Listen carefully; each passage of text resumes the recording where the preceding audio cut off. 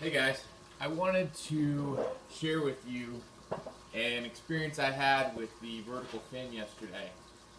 Definitely had an issue where when I removed the part from the mold, everything looked good on this side, but on the other side, what happened was I had an air pocket between the the sheeting and the fiberglass layer. It didn't bond well.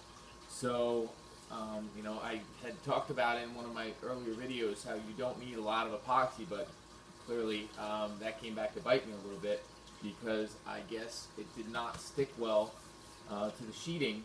So it was right up in this area. I ended up basically just having that's not it.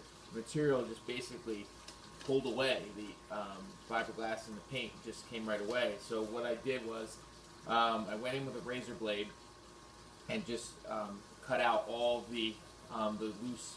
It was almost like basically cutting off a blister. And so basically this is where right here I got all of this material cut away until it stopped becoming easy to pull it off. And I thought about different ways of how I could fix this. I thought about adding some spackle because you have basically a ridge around here from the thickness of the primer and the 2-inch fiberglass. So I thought about filling with lightweight filler and then glassing, and then I thought, hey, this is a molded part. Why don't I take advantage of that? So what I did was I took some 3/4 ounce fiberglass and put it back in the mold, and then I took some epoxy thickened with micro balloons and basically spread it on here like I would with filler, and then I put this back in the mold and just pressed it all back together. And actually, it's pretty smooth. There's a void here and there, but not really a big deal.